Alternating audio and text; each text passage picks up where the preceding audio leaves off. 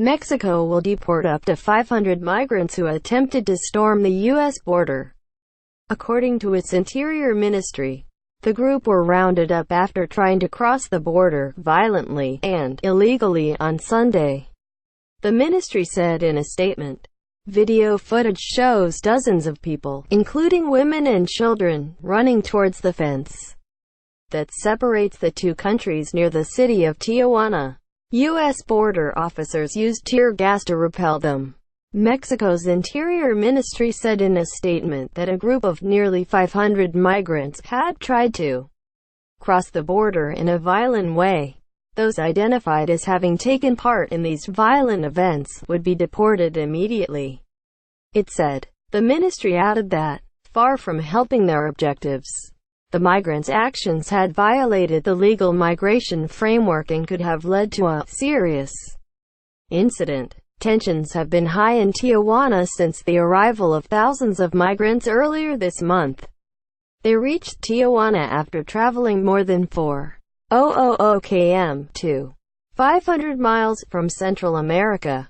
They say they are fleeing persecution, poverty and violence in their home countries of Honduras, Guatemala and El Salvador. However, they now face a long wait to see if their asylum applications will be accepted by the U.S., with President Donald Trump vowing to keep each migrant on the Mexican side of the border until courts have decided their case.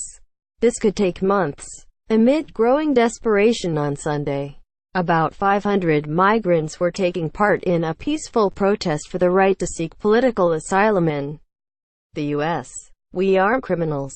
We are hard workers," they chanted. Mexico's Home Secretary, Alfonso Navarrete, said the migrants had asked for help to organize the demonstration, but were then reportedly encouraged by some of the movement's leaders to split into different groups so they could make a run for the border and try to cross into the U.S. By Will Grant, BBC News, Tijuana, Mexico. It was a day of some drama in Tijuana. After 2 frustrating weeks in their temporary camp in a municipal sports center, about 500 migrants joined the peaceful march, carrying banners and chanting pro-migrant slogans. Once they managed to get past the security cordon, though, it quickly turned into a dash for the border. Unsurprisingly, they were met with force. Tear gas was fired and the U.S. and the Mexican authorities closed the San Isidro border crossing. That caused long delays in both directions and angered people like Jose Fajardo.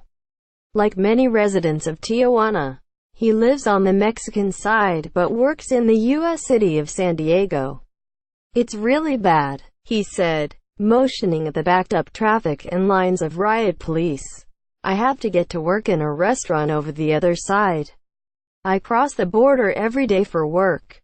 But when you can't work, there's no money." Yet even as they were being forced back by riot police, plenty of migrants on the march felt the effort to raise their voice had been necessary. "Maybe Donald Trump could give us an opportunity. We came here to work, not to create problems or crime," said Roberto, a Honduran attempting this journey in his late 60s.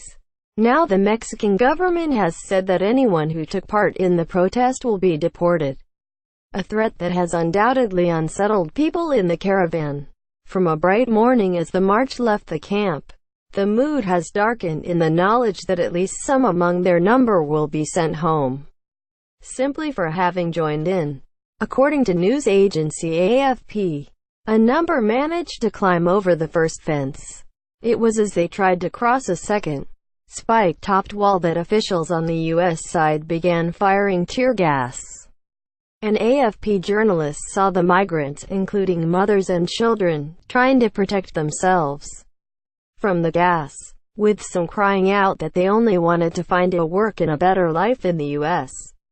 Associated Press journalist Chris Sherman said he had seen parents running away with choking toddlers.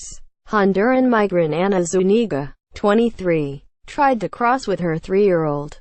She told AP, "We ran, but when you run, the smoke smothers you more." Quote. Another Honduran, Joseph Garcia, told Reuters news agency he could not bear the wait any longer. "I, for one, am desperate. My little girl is sick and I don't even have money for milk," he said. "I can't stand it anymore."